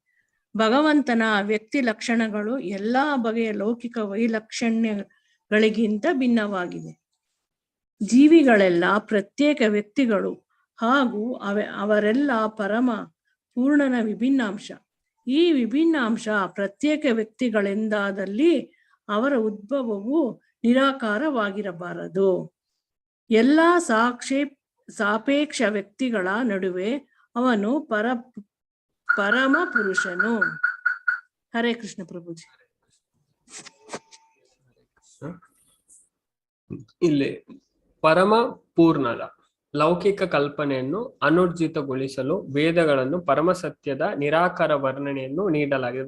ವೇದದಲ್ಲಿ ಕೊಟ್ಟಿದ್ದಾರೆ ಭಗವಂತನ ನಿರಾಕಾರ ವರ್ಣ, ಉಪನಿಷತ್ತಲ್ಲಿ ಕೆಲವು ಇದರಲ್ಲಿ ಕೊಟ್ಟಿದ್ದಾರೆ. ಆದ್ರೆ ಅಷ್ಟೇ ಅಲ್ಲ. ಓಕೆ, ಜ್ಞಾನ ಇನ್ನೂ ಸಹ ಉಂಟು. ಆದ್ರೆ ಕೆಲವರಾದ್ರೆ ಒಂದು ಲೈನ್ ಅನ್ನ ನೋಡಿ ಅದೇ ಕ್ಲಿಯರ್ ಅಂತ ಭಾವಿಸ್ತಾರೆ. ಅದನ್ನ ನಮಗೆ ಇದು ಭಾಗವತಂತೂ ತುಂಬಾ ಸ್ಪಷ್ಟವಾಗಿ ತಿಳಿಸ್ತದೆ. ಭಗವಂತನ ವ್ಯಕ್ತಿ ಲಕ್ಷಣಗಳು ಎಲ್ಲಾ ಬಗೆಯ ಲೌಕಿಕ ವೈಲಕ್ಷ್ಯಗಳಿಗಿಂತ ಭಿನ್ನವಾಗಿವೆ. ಭೌತಿಕ ಇದಕ್ಕಿಂತ ಎಲ್ಲ ಭಿನ್ನವಾಗಿದೆ. ಯಾಕೆಂದ್ರೆ ಭಗವಂತ ಎಲ್ಲದು ಆಧ್ಯಾತ್ಮಿಕವಾದದ್ದು. ಜೀವಿಗಳೆಲ್ಲ ಪ್ರತ್ಯೇಕ ವ್ಯಕ್ತಿಗಳು ಹಾಗೂ ಅವರೆಲ್ಲ ಪರಮ ಪೂರ್ಣನ ವಿಭಿನ್ನ ಅಂಶ. ನಾವೆಲ್ಲ ಭಗವಂತನ ಅಂಶ, ಪ್ರತ್ಯೇಕ, ನಾವು ಇಂಡಿವಿಜುವಲ್ ಸೋಲ್. ಓಕೆ, ಪ್ರತ್ಯೇಕವಾದ ಭಗವಂತನ ವಿಭಿನ್ನ ಅಂಶ, ಮಮೈವ ಅಂಶ ಭಗವಂತನೇ ಹೇಳ್ತಾರೆ. ಈ ವಿಭಿನ್ನ ಅಂಶ ಪ್ರತ್ಯೇಕ ವ್ಯಕ್ತಿಗಳಿಂದಾದಲ್ಲಿ ಅವರ ಉದ್ಭವವು ನಿರಾಕಾರವಾಗಿರಬಾರದು. ಎಲ್ಲಾ ಸಾಪೇಕ್ಷ ವ್ಯಕ್ತಿಗಳ ನಡುವೆ ಅವನು ಪರಮ ಪುರುಷನು. ಅವರು ಎಲ್ಲರಿಗೂ ಪರಮ ಪುರುಷ ಆಗಿರುವಂತ, ಎಲ್ಲರನ್ನ ಪಾಲನೆ ಮಾಡುವುದೇ ಭಗವಂತ. ಎರಡು ಪ್ಯಾರಾಗ್ರಾಫ್ ಯಾರಾದ್ರೂ ಓದ್ರಿ. ಮಲ್ಲಿಕಾ ಶೆಟ್ಟಿ ಮಾತಾಜಿ, ಹರೇ ಕೃಷ್ಣ ಮಾತಾಜಿ. ಹರೇ ಕೃಷ್ಣ. ಎಲ್ಲವೂ ಅಲ್ಲಿಂದಲ್ವಾ? ಅಲ್ಲಿಂದ ಮಾತಾಜಿ. ಎಲ್ಲವೂ ಅವನಿಂದಲೇ ಬ್ರಹ್ಮನ್ ಉದ್ಭೂತವಾಗುತ್ತದೆ. ಎಲ್ಲವೂ ಅವನನ್ನೇ ಆಶ್ರಯಿಸ್ತವೆ ಮತ್ತು ಪ್ರಳಯ ನಂತರ ಎಲ್ಲವೂ ಅವನಲ್ಲೇ ಲೀನವಾಗುತ್ತವೆ ಎಂದು ವೇದಗಳು ನಮಗೆ ತಿಳಿಸುತ್ತವೆ. ಆದ್ದರಿಂದ ಅವನೇ ಎಲ್ಲದರ ಸೃಷ್ಟಿ, ಸ್ಥಿತಿ, ಲಯಗಳಿಗೆ ಮೂಲ ಕಾರಣನಾಗಿದ್ದಾನೆ. ಈ ಕಾರಣಗಳನ್ನು ನಿರಾಕಾರ ವಸ್ತುವಿಗೆ ಆರೋಪಿಸಲಾಗದು. ಅವನೊಬ್ಬನೇ ಅನೇಕನಾದನು. ಅವನು ಹಾಗೆ ಇಚ್ಛಿಸಿದಾಗ ಲೌಕಿಕ ಪ್ರಕೃತಿಯ ಕಡೆಗೆ ದೃಷ್ಟಿ ಬೀರುತ್ತಾನೆ ಎಂದು ವೇದಗಳು ನಮಗೆ ತಿಳಿಸುತ್ತವೆ. ಅವನು ಪ್ರಕೃತಿಯ ಕಡೆಗೆ ದೃಷ್ಟಿ ಹಾಯಿಸುವ ಮುನ್ನ ಐಹಿಕ ವಿಶ್ವದ ಸೃಷ್ಟಿಯಾಗಿರಲಿಲ್ಲ. ಆದ್ದರಿಂದ ಅವನ ದೃಷ್ಟಿ ಐಹಿಕವಲ್ಲ. ಭಗವಂತನು ಐಹಿಕ ಪ್ರಕೃತಿಯತ್ತ ದೃಷ್ಟಿ ಹಾಯಿಸಿದಾಗ ಐಹಿಕ ಮನಸ್ಸನ್ನಾಗಲಿ ಇಂದ್ರಿಯಗಳಾಗಲಿ ಹುಟ್ಟಿರಲಿಲ್ಲ. ಹೀಗೆ ಭಗವಂತ ದಿವ್ಯ ಚಕ್ಷು ಮತ್ತು ದಿವ್ಯ ಮನಸ್ಸು ಉಳ್ಳವನೆಂದು ವೇದಗಳು ಸಂಶಯಾತೀತವಾಗಿ ಸಾಧಿಸಿ ತೋರಿಸಿವೆ. ಅವು ಐಹಿಕವಲ್ಲ. ಆದ್ದರಿಂದ ಅವನ ನಿರಾಕಾರ ಲಕ್ಷಣವು ಅವನ ಭೌತಿಕತೆಯ ನಿರಾಕರಣೆಯೇ ವಿನಾ ಪಾರಮಾರ್ಥಿಕ ವ್ಯಕ್ತಿತ್ವ ನಿರಾಕರಣೆಯಲ್ಲ. ಹರೇ ಕೃಷ್ಣ. ಹರೇ ಕೃಷ್ಣ. ಹಾಗೆ ಎಲ್ಲವೂ ಉದ್ಭವಿಸುವುದು ಬ್ರಹ್ಮನ್. ಓಕೆ, ಪರಮ ಸತ್ಯನಿಂದ. ಹಾಗೆ ಬ್ರಹ್ಮನ್, ಪರಮಾತ್ಮ, ಭಗವಾನ್ ಮೂರು ಸ್ತರದಲ್ಲಿ ಇದನ್ನ ಕೊಟ್ಟಿದ್ದಾರೆ. ಈ ಬ್ರಹ್ಮನ್ ಜ್ಞಾನ ಅಂದ್ರೆ ಶಂಕರಾಚಾರ್ಯ ಬ್ರಹ್ಮನ್ ಇದನ್ನ ತಿಳಿಸಿಕೊಟ್ಟದ್ದು. ಅದು ಕಂಪ್ಲೀಟ್ ಅಲ್ಲ. ಹಾಗೆ ಎಲ್ಲವೂ ಅವರನ್ನೇ ಆಶ್ರಯಿಸ್ತಾರೆ. ಪ್ರಳಯ ನಂತರವೂ ಎಲ್ಲವೂ ಭಗವಂತನಲ್ಲಿ ಲೀನ ಆಗ್ತದೆ ಎಂದು ವೇದಗಳು ನಮಗೆ ಸ್ಪಷ್ಟವಾಗಿ ತಿಳಿಸಿಕೊಡ್ತದೆ. ಆದ್ದರಿಂದಲೇ ಭಗವಂತನಿಂದಲೇ ಸೃಷ್ಟಿ, ಸ್ಥಿತಿ, ಲಯಗಳಿಗೆ ಅವರು ಆದ್ಯ ಕಾರಣ. ಈ ಕಾರಣಗಳನ್ನ ನಿರಾಕಾರ ವಸ್ತುವಿಗೆ ಆರೋಪಿಸಲಾಗದು. ನಿರಾಕಾರ ಯಾವುದೇ ವಸ್ತುವಿಗೆ ಆರೋಪಿಸಲಾಗುವುದಿಲ್ಲ. ಅವನೊಬ್ಬನೇ ಅನೇಕನಾದನು. ಅವನು ಹಾಗೆ ಇಚ್ಛಿಸಿದ ಲೌಕಿಕ ಪ್ರಕೃತಿಯ ಕಡೆಗೆ ದೃಷ್ಟಿ ಬೀರುತ್ತಾನೆ ಎಂದು ವೇದಗಳು ನಮಗೆ ತಿಳಿಸುತ್ತದೆ. ಭಗವಂತ ಈ ಲೌಕಿಕ ಸೃಷ್ಟಿಗೆ ಮಹಾವಿಷ್ಣು ದೃಷ್ಟಿಯನ್ನ ಹಾಕ್ತಾರೆ. ಅದರಿಂದ ಎಲ್ಲ ಮಹತ್ತತ್ವಗಳು ಸೃಷ್ಟಿಯಾಗುತ್ತೆ. 24 ಅವನು ಪ್ರಕೃತಿಯ ಕಡೆ ದೃಷ್ಟಿ ಹಾಯಿಸುವ ಮುನ್ನ ಹೈಕ ವಿಶ್ವದ ಸೃಷ್ಟಿಯಾಗಿರಲಿಲ್ಲ. ಭಗವಂತನೇ ಈ ಸೃಷ್ಟಿಯನ್ನ ಮಾಡುವುದು ಭೌತಿಕ ಜಗತ್ತು. ಆದ್ದರಿಂದ ಅವನ ದೃಷ್ಟಿ ಹೈಕವಲ್ಲ. ಭಗವಂತನ ದೃಷ್ಟಿ ಅಂತ ಉಂಟು, ಅದು ಭೌತಿಕ ಅಲ್ಲ, ಆಧ್ಯಾತ್ಮಿಕ, ಹೈಕವಾದುದಲ್ಲ. ಭಗವಂತನು ಹೈಕ ಪ್ರಕೃತಿಯತ್ತ ದೃಷ್ಟಿ ಹಾಯಿಸಿದಾಗ ಹೈಕ ಮನಸ್ಸಾಗಲಿ ಇಂದ್ರಿಯಗಳಾಗಲಿ ಹುಟ್ಟಿರಲಿಲ್ಲ. ಹೀಗೆ ಭಗವಂತ ದಿವ್ಯ ಚಕ್ಷು ಮತ್ತು ದಿವ್ಯ ಮನಸ್ಸು ಉಳ್ಳವನೆಂದು ವೇದಗಳು ಸಂಶಯಾತೀತವಾಗಿ ಸಾಧಿಸಿ ತೋರಿಸಿದೆ. ಈ ಭಗವಂತನ ಎಲ್ಲ ಇಂದ್ರಿಯ ಅಂತ ಉಂಟು, ಅದೆಲ್ಲ ದಿವ್ಯವಾದದ್ದು, ಆಧ್ಯಾತ್ಮಿಕವಾದದ್ದು. ಭಗವಂತನಿಗೆ ಯಾವುದೇ ಭೌತಿಕ ಇದಿಲ್ಲ. ಭಗವಂತನ ಸಚ್ಚಿದಾನಂದ ರೂಪ. ಓಕೆ, ಭೌತಿಕ ಅವು ಹೈಕವಲ್ಲ. ಆದ್ದರಿಂದ ನಿರಾಕಾರ ಲಕ್ಷಣವು ಅವನ ಭೌತಿಕತೆಯ ನಿರಾಕರಣೆಯ ವಿನ ಪರಮಾರ್ಥಿಕ ವ್ಯಕ್ತಿತ್ವದ ನಿರಾಕರಣೆಯಲ್ಲ. ನೆಕ್ಸ್ಟ್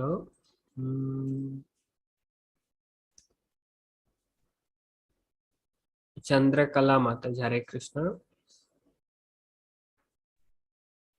ಹರೇ ಕೃಷ್ಣ ಪ್ರಭುಜಿ. ಹರೇ ಕೃಷ್ಣ. ಬ್ರಹ್ಮನ್ ಅಂತಿಮವಾಗಿ ದೇವೋತ್ತಮ ಪುರುಷನ್ನು ಸೂಚಿಸಿದೆ. ನಿರಾಕಾರ ಬ್ರಹ್ಮ ಸಾಕ್ಷಾತ್ಕಾರವು ಐಹಿಕ ಸೃಷ್ಟಿಗಳ ಕಲ್ಪನೆ ನಿರಾಕಾರಣವೇ ಆಗಿದೆ. ಪರಮಾತ್ಮ ಎಂಬುದು ಎಲ್ಲಾ ಭೌತಿಕ ಶರೀರದಲ್ಲಿ ಬ್ರಹ್ಮನ ಅಂತರ್ಯಾಮಿ ಲಕ್ಷಣ. ಅಂತಿಮವಾಗಿ ಎಲ್ಲಾ ಶ್ರುತಿ ಸಿದ್ಧ ಧರ್ಮ ಗ್ರಂಥಗಳ ಸಾಕ್ಷಾತ್ಸಾರ ಪರಬ್ರಹ್ಮನು ಸಾಕ್ಷಾತ್ಕಾರ ದೇವೋತ್ತಮ ಪರಮ ಪುರುಷನ ಸಾಕ್ಷಾತ್ಕಾರವೇ ಆಗಿದೆ. ಅವನು ವಿಷ್ಣು ತತ್ವಗಳ ಆದಿಮೂಲ. ಪುರಾಣಗಳು ಕೂಡ ವೇದಗಳ ಪೂರಕಗಳು. ವೇದ ಮಂತ್ರಗಳು ಸಾಮಾನ್ಯ ಮನುಷ್ಯನಿಗೆ ತುಂಬಾ ಕ್ಲಿಷ್ಟ. ಮಹಿಳೆಯರು, ಶೂದ್ರರು ಮತ್ತು ದ್ವಿಜರು ಎಂದು ಹೇಳಿಕೊಳ್ಳುವವರಿಗೂ ಕೂಡ ವೇದಗಳ ಅರ್ಥದ ಆಳಕ್ಕೆ ಇರುವುದು ಅಸಾಧ್ಯ. ಹೀಗಾಗಿ ಮಹಾಭಾರತ ಮತ್ತು ಪುರಾಣಗಳು ವೇದಗಳ ಸತ್ಯ ತಿಳಿದುಕೊಳ್ಳಲು ಸುಲಭ ಮಾರ್ಗಗಳಾಗಿವೆ. ಬಾಲ ಶ್ರೀಕೃಷ್ಣ ಮುಂದೆ ಪ್ರಾರ್ಥನೆ ಮಾಡುತ್ತಾ ಬ್ರಹ್ಮನು ಶ್ರೀನಂದ ಮಹಾರಾಜ ಮತ್ತು ಯಶೋಧ ಮಾತೆ ಆಧಿಪತ್ಯದಲ್ಲಿರುವ ವಜ್ರಭೂಮಿಯ ನಿವಾಸಿಗಳಿಗೆ ಭಾಗ್ಯಕ್ಕೆ ಮಿತಿ ಇಲ್ಲ. ಏಕೆಂದರೆ ಶಾಶ್ವತವಾದ ಪರಮಸತ್ಯವು ಅವರ ಆಪ್ತ ಬಂಧುವರಾಗಿದ್ದಾನೆ ಎಂದು ತಿಳಿಸಿದನು. ಪರಮಸತ್ಯಕ್ಕೆ. Hare Krishna Mataji, thank you. ಇಲ್ಲಿ ಆಚಾರ್ಯರು ಹೇಳ್ತಾರೆ, ಬ್ರಹ್ಮನ್ ಅಂತಿಮ ದೇವೋತ್ತಮ ಪರಮಪುರುಷನನ್ನೇ ಸೂಚಿಸ್ತಾನೆ. ಅಂದ್ರೆ ಬ್ರಹ್ಮನ್ ಭಗವಂತನ ನಿರಾಕಾರ ಸ್ವರೂಪ. ಅದು ಭಗವಂತ ಭಗವದ್ಗೀತೆಯಲ್ಲಿ ಬ್ರಹ್ಮನೋಹಿ ಪ್ರತಿಷ್ಠಾಹಂ. ಭಗವಂತ ಹೇಳ್ತಾರೆ, ಈ ನಿರಾಕಾರ ಬ್ರಹ್ಮನ್ಗೆ ಆಧಾರ ಯಾರು? ನಾನೇ ಅಂತ ಭಗವಂತ ಸಹ ಹೇಳ್ತಾರೆ ಭಗವದ್ಗೀತೆ. ಹೈಕ ಸೃಷ್ಟಿಗಳ ಕಲ್ಪನೆ ನಿರಾಕರಣೆ ಆಗಿದೆ. ಪರಮಾತ್ಮ ಎಂಬುದು ಎಲ್ಲ ಭೌತಿಕ ಶರೀರಗಳಿಂದ ಬ್ರಹ್ಮನ ಅಂತರ್ಯಾಮಿ ಲಕ್ಷಣ. ಓಕೆ, ಪರಮಾತ್ಮ ಎಲ್ಲ ಭೌತಿಕ ಶರೀರಗಳೇ, ಎಲ್ಲರ ಹೃದಯದಲ್ಲಿ ಅಂತರ್ಯಾಮಿ. ಓಕೆ, ಪರಮಾತ್ಮ ಇದ್ದಾರೆ, ಅದು ಲಕ್ಷಣ. ಅಂತಿಮವಾಗಿ ಎಲ್ಲಾ ಶ್ರುತಿ ಸಿದ್ಧ ಧರ್ಮ ಗ್ರಂಥಗಳ ಸಾಕ್ಷ್ಯಾನುಸಾರ ಪರಬ್ರಹ್ಮನ್ ಸಾಕ್ಷಾತ್ಕಾರ ದೇವೋತ್ತಮ ಪರಮ ಪುರುಷನ ಸಾಕ್ಷಾತ್ಕಾರವೇ ಆಗಿದೆ. ಅವನು ವಿಷ್ಣು ತತ್ವದ ಆದಿಮೂಲ. ಭಗವಂತ ಸಾಕ್ಷಾತ್ಕಾರ ವಿಷ್ಣು ತತ್ವದ ಆದಿಮೂಲ. ಪುರಾಣಗಳು ಕೂಡ ವೇದಗಳಿಗೆ ಪೂರಕ. ವೇದ ಮಂತ್ರಗಳನ್ನು ಸಾಮಾನ್ಯ ಮನುಷ್ಯ ತುಂಬಾ ಕ್ಲಿಷ್ಟ. ಓಕೆ, ಈ ವೇದವನ್ನ ಅರ್ಥ ಮಾಡಿಕೊಳ್ಳುವುದು ತುಂಬಾ ಅದೊಂದು ಕಬ್ಬಿಣದ ಕಡ್ಲೆ ಇದ್ದಾಗೆ. ಓಕೆ, ಅದನ್ನ ವೇದವನ್ನ ಅರ್ಥ ಮಾಡ್ಬೇಕಾದ್ರೆ ಬ್ರಾಹ್ಮಣ ಬುದ್ಧಿ ಅಷ್ಟು ಚುರುಕಾಗಿರ್ಬೇಕು. ಓಕೆ, ಅಷ್ಟು. ಹಾಗೆ ವೇದವ್ಯಾಸರ ಅದಕ್ಕೋಸ್ಕರ, ಯಾರಿಗೋಸ್ಕರ? ಸ್ತ್ರೀ ಶೂದ್ರ ದ್ವಿಜ ಬಂಧುನ ತ್ರೈನ ಶ್ರುತಿ ಗೋಚರ. ಸ್ತ್ರೀಯರಿಗೆ, ಶೂದ್ರರಿಗೆ ಮತ್ತೆ ದ್ವಿಜ ಅಂದ್ರೆ ಬ್ರಾಹ್ಮಣ ಕುಟುಂಬದಲ್ಲಿ ಹುಟ್ಟಿ ಅವರು ಬ್ರಾಹ್ಮಣರಾಗುವ ಯಾವುದೇ ಯೋಗ್ಯತೆಯನ್ನ ಪಡೆಯಿಲ್ಲ ಅಂತವರಿಗೋಸ್ಕರ ವೇದವ್ಯಾಸ ಓಕೆ ಈ ಮಹಾಭಾರತ ಮತ್ತೆ ಪುರಾಣ ವೇದ ಸುಲಭವಾಗಿ ಅರ್ಥ ಮಾಡ್ಲಿಕ್ಕೋಸ್ಕರ ಇದನ್ನ ರಚನೆ ಮಾಡಿದ್ರು. ಓಕೆ, ಮಹಾಭಾರತ ಪಂಚಮ ವೇದ ಅಂತ ಹೇಳ್ತಾರೆ. ಯಾಕೆಂದ್ರೆ ಅದು ವೇದದಲ್ಲಿ ಇರುವುದನ್ನೇ ವೇದವ್ಯಾಸರು ಸ್ತ್ರೀಯರಿಗೆ ಶೂದ್ರರಿಗೆ ಅವರಿಗೆ ಸುಲಭವಾಗಿ ಅರ್ಥ ಮಾಡಿಕೊಳ್ಳಿಕ್ಕೆ ಗೋಸ್ಕರ ಇದನ್ನ ರಚನೆ ಮಾಡಿದ್ರು. ಬಾಲ ಶ್ರೀಕೃಷ್ಣನ ಮುಂದೆ ಪ್ರಾರ್ಥನೆ ಮಾಡುತ್ತಾ ಬ್ರಹ್ಮನು ಶ್ರೀ ನಂದ ಮಹಾರಾಜ ಮತ್ತು ಯಶೋಧ ಮಾತೆ ಆಧಿಪತ್ಯದಲ್ಲಿರೋ ಬ್ರಜಭೂಮಿಯ ನಿವಾಸಿಗಳ ಭಾಗ್ಯಕ್ಕೆ ಮಿತಿ ಇಲ್ಲ, ಏಕೆಂದರೆ ಶಾಶ್ವತವಾದ ಪರಮಸತ್ಯನ ಅವರು ಆಪ್ತ ಬಂಧುವಾಗಿ ಎಂದು ತಿಳಿಸಿದರು. ಓಕೆ, ಅವರು ತುಂಬಾ ಭಾಗ್ಯವನ್ನ ಮಾಡಿದ್ದಾರೆ. ಯಾಕೆಂದ್ರೆ ಆ ಭಗವಂತನ ಇದರಲ್ಲೇ ಅವರು ಸಂಘದಲ್ಲಿ ವ್ರಜಭೂಮಿಯಲ್ಲಿ ಇದನ್ನ ಬ್ರಹ್ಮಾಜಿ ಅವರ ಪ್ರಾರ್ಥನೆಯಲ್ಲಿ ಹೇಳ್ತಾರೆ. ಓಕೆ, ಇಲ್ಲಿ ನಂತರ ನೆಕ್ಸ್ಟ್ ಇದನ್ನ 2 ಪ್ಯಾರಾಗ್ರಾಫ್ ಯಾರಾದ್ರೂ ಓದಿ.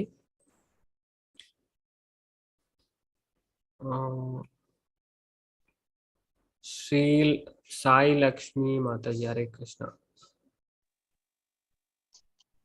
ಹರೇ ಕೃಷ್ಣ ಪ್ರಭುಜಿ. ಹರೇ ಕೃಷ್ಣ ಮಾತಾಜಿ. ಪರಮಸತ್ಯಕ್ಕೆ ಕಾಲಿಲ್ಲ, ಕೈಗಳಿಲ್ಲ, ಆದರೆ ಎಲ್ಲರಿಗಿಂತ ವೇಗವಾಗಿ ಸಂಚರಿಸುತ್ತಾನೆ ಹಾಗೂ ಭಕ್ತಿಯಿಂದ ತಮಗೆ ಸಮರ್ಪಿಸಿದೆಲ್ಲವನ್ನು ಸ್ವೀಕರಿಸುತ್ತಾನೆ ಎಂದು ವೇದ ಮಂತ್ರಗಳು ಹೇಳುತ್ತವೆ. ಭಗವಂತನ ಕೈಗಳು ಮತ್ತು ಕಾಲುಗಳು ಲೌಕಿಕ ಕೈಕಾಲು ಮತ್ತು ಇಂದ್ರಿಯಗಳಿಗಿಂತ ಬೇರೆಯಾಗಿದ್ದರೂ ಅವನ ವ್ಯಕ್ತಿಗತ ಲಕ್ಷಣಗಳನ್ನು ಅನಂತರದ ಹೇಳಿಕೆಗಳು ಖಚಿತವಾಗಿ ಸೂಚಿಸುತ್ತವೆ. ಆದ್ದರಿಂದ ಬ್ರಹ್ಮನೆಂದು ನಿರಾಕಾರನಾಗಿರಲಿಲ್ಲ. ಆದರೆ ಈ ಮಂತ್ರಗಳನ್ನು ಪರೋಕ್ಷವಾಗಿ ಅರ್ಥೈಸಿದಾಗ ಪರಮ ಸತ್ಯನು ನಿರಾಕಾರ ಎಂದು ತಪ್ಪಾಗಿ ಭಾವಿಸಲಾಗಿದೆ. ದೇವೋತ್ತಮ ಪರಮ ಪುರುಷನ ಪರಮ ಸತ್ಯವು ಸಮೃದ್ಧವಾದದ್ದು, ಸಕಲ ಐಶ್ವರ್ಯ ದಿವ್ಯ ರೂಪ ಹೊಂದಿದ್ದಾನೆ. ಹೀಗಿರುವಾಗ ಪರಮ ಸತ್ಯವು ನಿರಾಕಾರ ಎಂದು ಸಿದ್ಧಪಡಿಸುವುದಾದ್ರೂ ಹೇಗೆ ಸಾಧ್ಯ? ಹರೇ ಕೃಷ್ಣ ಪ್ರಭು. ಹರೇ ಕೃಷ್ಣ. ಓಕೆ, ಹಾಗೆ ಈ ಉಪನಿಷತ್ತಲ್ಲಿ ಬರ್ತದೆ. ನಾನು ನಿಮ್ಗೆ ಒಂದು ಶ್ಲೋಕ ಬೇಕಾದ್ರೆ ತೋರಿಸುವ. ಉಪನಿಷತ್ತಲ್ಲಿ ಬರ್ತದೆ ಭಗವಂತನಿಗೆ ಕಾಲಿಲ್ಲ, ಕೈ ಇಲ್ಲ. ಒಂದು ಸ್ಲೈಡ್ ಅಲ್ಲಿ ಸಿಕ್ಕಿದ್ರೆ ನಿಮ್ಗೀಗ ಶ್ಲೋಕ ತೋರಿಸ್ಬೋದು. 1 ಸೆಕೆಂಡ್ ಅಪ್ಪ. ಓಕೆ,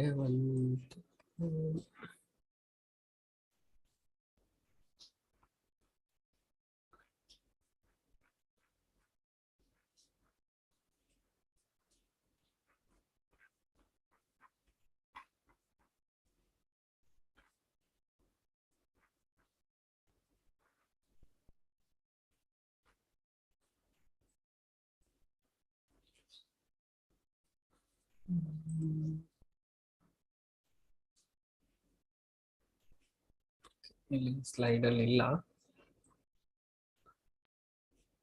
ಅದೇ ಶ್ವೇತಾಶ್ವತರ ಉಪನಿಷತ್ತಲ್ಲಿ ಹೇಳ್ತಾರೆ, ಅಪಾನಿಪಾದೋ ಜವನೋ ಗ್ರಹೀತ ಪಶ್ಯತಿ ಅಚಕ್ಷು ಶೃಣೋತಿ ಅಕರ್ಣ. ಆ ಪರಮಸತ್ಯಕ್ಕೆ ಕಾಲಿಲ್ಲ, ಕೈಗಳಿಲ್ಲ, ಆದ್ರೆ ಅವರು ತುಂಬಾ ವೇಗವಾಗಿ ಸಂಚರಿಸ್ತಾರೆ. ಹಾಗೆ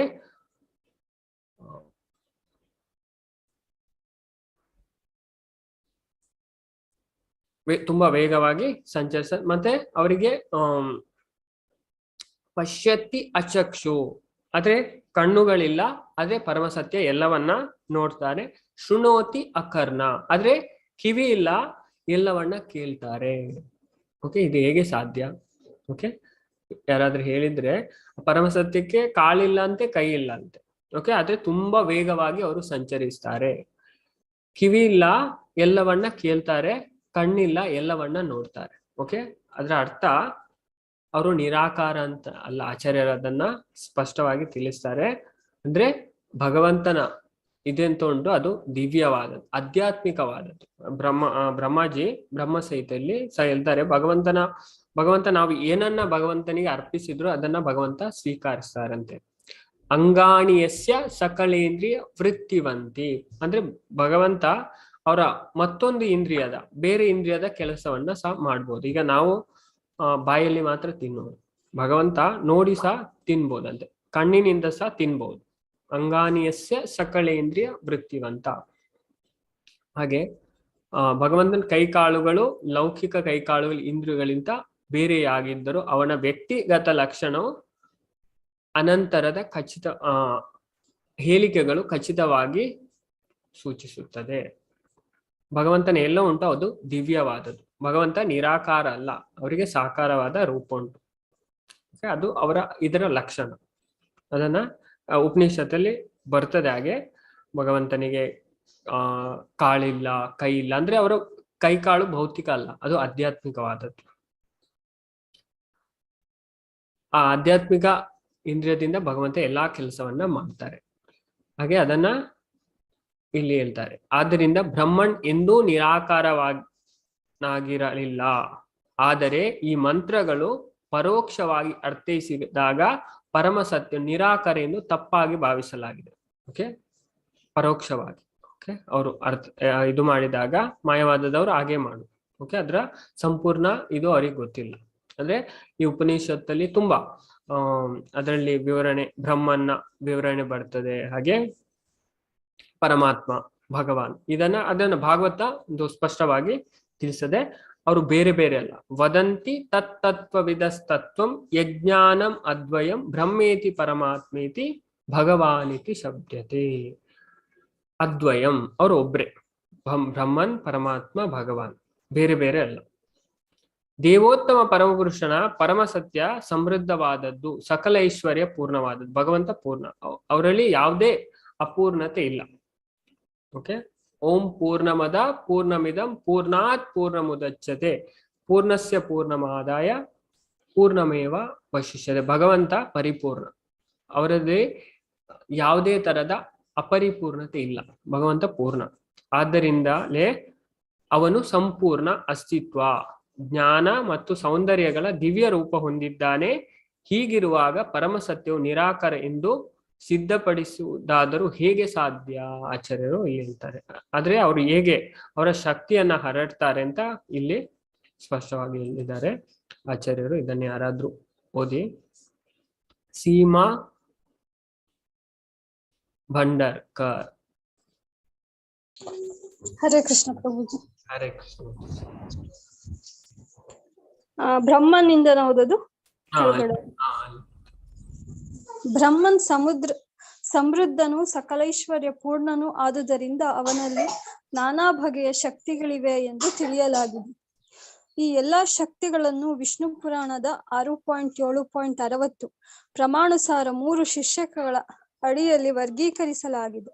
ಭಗವಾನ್ ಶ್ರೀ ವಿಷ್ಣುವಿನ ಪಾರಮಾರ್ಥಿಕ ಶಕ್ತಿಗಳು ಪ್ರಾಥಮಿಕವಾಗಿ 3 ಇವೆ ಎಂದು ವಿಷ್ಣು ಪುರಾಣ ತಿಳಿಸುತ್ತದೆ. ಅವನ ಆಧ್ಯಾತ್ಮಿಕ ಶಕ್ತಿ ಮತ್ತು ಜೀವಿಗಳ ಶಕ್ತಿಯು ಸರ್ವೋತ್ಕೃಷ್ಟ ಶಕ್ತಿ ಎಂದು ವರ್ಗೀಕೃತವಾಗಿದೆ. ಆದರೆ ಐಹಿಕ ಶಕ್ತಿಯು ಅಜ್ಞಾನದಿಂದ ಅಂಕುರಿಸಿದ ನೀಚ ಶಕ್ತಿಯಾಗಿದೆ. ಜೀವಿಗಳ ಶಕ್ತಿಯನ್ನು ಪಾರಿಭಾಷಿಕವಾಗಿ ಕ್ಷೇತ್ರಜ್ಞ ಶಕ್ತಿ ಎಂದು ಕರೆಯಲಾಗಿದೆ. ಈ ಕ್ಷೇತ್ರಜ್ಞ ಶಕ್ತಿಯು ಗುಣದಲ್ಲಿ ಭಗವಂತನಿಗೆ ಸಮವಾದರೂ ಅಜ್ಞಾನದಿಂದ ಐಹಿಕ ಶಕ್ತಿಗಳಿಂದ ಆವರಿಸಲ್ಪಟ್ಟು ಎಲ್ಲ ರೀತಿಯ ಲೌಕಿಕ ಕಷ್ಟ ಕ್ಲೇಶಗಳನ್ನು ಅನುಭವಿಸುತ್ತದೆ. ಅರ್ಥಾತ್ ಜೀವಿಗಳು ಸರ್ವೋತ್ಕೃಷ್ಟ ಆಧ್ಯಾತ್ಮಿಕ ಹಾಗೂ ನೀಚ ಅಥವಾ ಐಹಿಕಗಳ ನಡುವೆ ತಟಸ್ಥ ಶಕ್ತಿಯಲ್ಲಿ ಸ್ಥಾಪಿತವಾಗಿವೆ.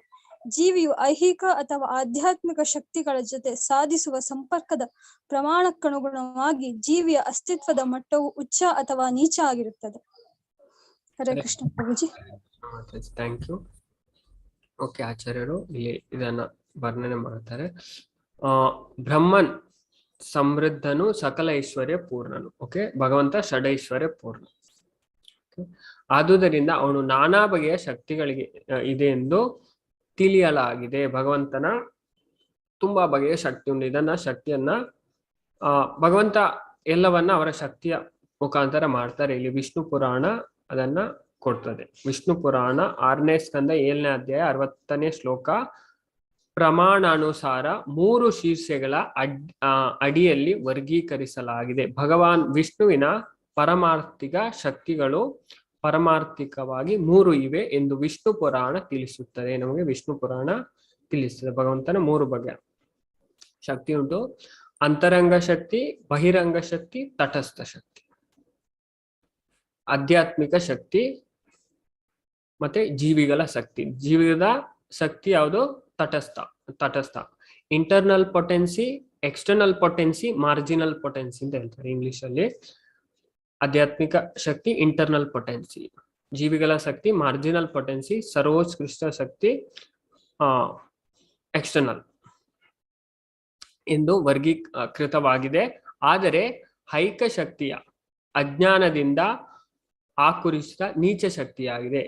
ಐಕ ಶಕ್ತಿ ಅಂದ್ರೆ ಎಕ್ಸ್ಟರ್ನಲ್ ಎನರ್ಜಿ, ಬಹಿರಂಗ ಶಕ್ತಿ ಅಂತ ಹೇಳ್ತಾರೆ. ಅದು ಅಜ್ಞಾನದಿಂದ ಅಂಕುರಿಸುವಾಗ ನೀಚ ಶಕ್ತಿ ಭಗವಂತನು. ಹಾಗೆ ಅದನ್ನ ವರ್ಣಿಸ್ತಾರೆ ಆಚಾರ್ಯರಲ್ಲಿ. ಜೀವಿಗಳ ಶಕ್ತಿಯನ್ನು ಪರಿಭಾಷಿಕವಾಗಿ ಕ್ಷೇತ್ರಜ್ಞ ಶಕ್ತಿ ಎಂದು ಕರೆಯಲಾಗಿದೆ. ಜೀವಿಗಳ ಶಕ್ತಿ ಅದನ್ನ ಕ್ಷೇತ್ರಜ್ಞ ಅಂದ್ರೆ ಈ ಎರಡೂ ಶಕ್ತಿ ಉಂಟು ಭಗವಂತನ, ಅದು ಆಧ್ಯಾತ್ಮಿಕವೇ. ಭಗವಂತನ ಅಂತರಂಗ ಶಕ್ತಿ ಮತ್ತು ತಟಸ್ಥ ಶಕ್ತಿ ಅದು ಎರಡು ಆಧ್ಯಾತ್ಮಿಕವಾದ.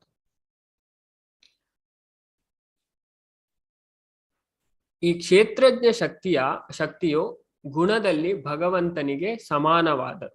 ಓಕೆ, ಕ್ಷೇತ್ರಜ್ಞ ಶಕ್ತಿ ಅಂದ್ರೆ ಜೀವಿಗಳ ಶಕ್ತಿ ಪರಿಭಾಷಿಕವಾಗಿ. ಇದು ಭಗವಂತನಿಗೆ ಸಮಾನವಾದರೂ ಅಜ್ಞಾನದಿಂದಾಗಿ ಐಕ ಶಕ್ತಿಗಳಿಂದ ಆವರಿಸಲ್ಪಟ್ಟು ಎಲ್ಲಾ ರೀತಿಯ ಲೌಕಿಕ ಕ್ಲೇಶಗಳನ್ನು ಅನುಭವಿಸುತ್ತವೆ. ಅಂದ್ರೆ ಈ ನಾವು ಭಗವಂತನ ತಟಸ್ಥ ಶಕ್ತಿ, ಓಕೆ, ಮಾರ್ಜಿನಲ್ ಪೊಟೆನ್ಸಿಯಿಂದ. ಆದ್ರೆ ನಾವು ಭಗವಂತನಿಂದ ಬೇರೆ ಆದ್ರೆ ನಾವು ಯಾವುದರ ಕಂಟ್ರೋಲ್ ಅಲ್ಲಿ ಇರ್ತೇವೆ? ಭಗವಂತನ ಬಹಿರಂಗ ಶಕ್ತಿಯ ಅಂಡರಲ್ಲಿ ಇರ್ತೇವೆ. ಅಜ್ಞಾನ ಬಹಿರಂಗ ಶಕ್ತಿಯ ಮಾಯೆಯ ಕಂಟ್ರೋಲ್ ಅಲ್ಲಿ ಇರ್ತೇವೆ. ಆದ್ರೆ ನಾವು ಭಗವಂತನ ಸಂಪರ್ಕದಲ್ಲಿ ಇದ್ರೆ ನಾವು ಆಧ್ಯಾತ್ಮಿಕ ಶಕ್ತಿಯ ಇದ್ರಲ್ಲಿ. ಆದ್ರೆ ಇದ್ರಿಂದ ಈ ಮಾಯ ಶಕ್ತಿಯಲ್ಲಿ ನಾವು ಬಂದ್ರೆ ನಾವು ಲೌಕಿಕ ಕ್ಲೇಶ ಕಷ್ಟಗಳನ್ನು ನಾವು ಅನುಭವಿಸ್ತೇವೆ. ಅರ್ಥಾತ್ ಜೀವಿಗಳು ಸರ್ವೋತ್ಕೃಷ್ಟ ಆಧ್ಯಾತ್ಮಿಕ ಹಾಗೂ ನೀಚ ಐಕ ಶಕ್ತಿಗಳ ನಡುವೆ ತಟಸ್ಥ ಶಕ್ತಿಯಲ್ಲಿ ಸ್ಥಾಪಿತವಾಗಿದೆ. ಇದು ತಟಸ್ಥ ಶಕ್ತಿಯಲ್ಲಿ ಸ್ಥಾಪಿತವಾಗಿದೆ. ಜೀವಿಯು ಐಕ ಅಥವಾ ಆಧ್ಯಾತ್ಮಿಕ ಶಕ್ತಿಗಳ ಜೊತೆ ಸಾಧಿಸುವ ಸಂಪರ್ಕ ಪ್ರಮಾಣಕ್ಕನುಗುಣವಾಗಿ ಜೀವಿಯ ಅಸ್ತಿತ್ವದ ಮಟ್ಟವು ಉಚ್ಚ ಮತ್ತು ಅಥವಾ ನೀಚ ಆಗಿರುತ್ತದೆ. ಅದೇ ನಾವು ಯಾವ ಶಕ್ತಿಯನ್ನ ಅವಲಂಬಿಸ್ತೇವೆ ಅದಕ್ಕೆ ಅನುಗುಣವಾಗಿ ನಾವು ಉಚ್ಚ ಮತ್ತೆ ನೀಚ ಆಗಿರ್ತೇವೆ ಮಾಯದ ಕಾರಣ.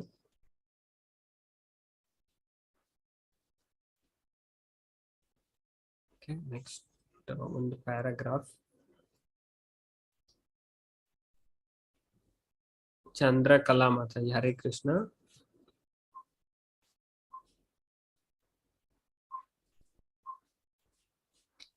ಹರೇ ಕೃಷ್ಣ ಪ್ರಭುಜಿ.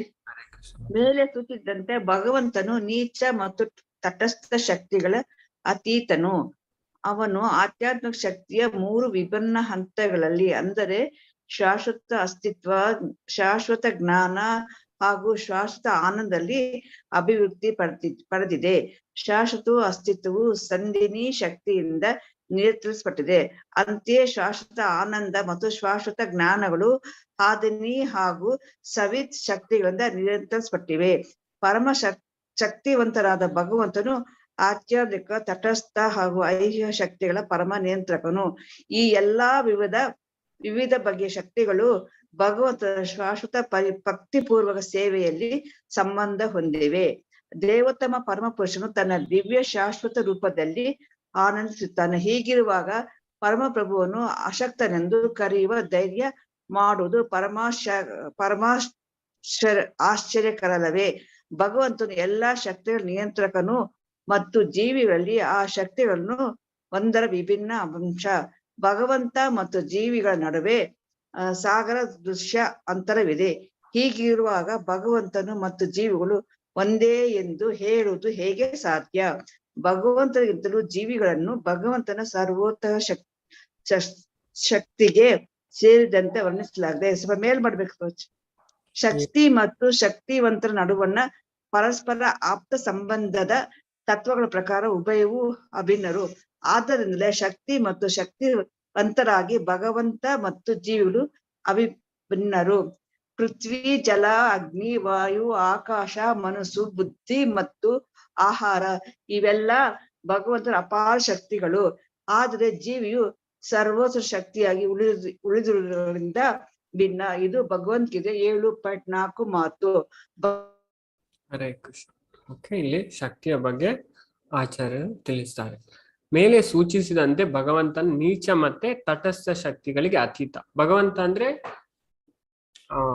ಅಂತರಂಗ ಶಕ್ತಿ. ಇದರಲ್ಲಿ ನಾವು ಇದಕ್ಕೆ ಪರೆ. ನೀಚ ಅಂದ್ರೆ ಅದಕ್ಕೆ ಭೌತಿಕ ಶಕ್ತಿ ಅಂತ ಹೇಳ್ತಾರೆ. ಓಕೆ, ಬಹಿರಂಗ ಶಕ್ತಿ, ನೀಚ ಶಕ್ತಿ, ಬಹಿರಂಗ ಶಕ್ತಿ. ತಟಸ್ಥ ಶಕ್ತಿ ಅಂದ್ರೆ ಮಾರ್ಜಿನಲ್ ಪೊಟೆನ್ಸಿ, ಅದರ ನಡುವಲ್ಲಿರೋದು. ಓಕೆ,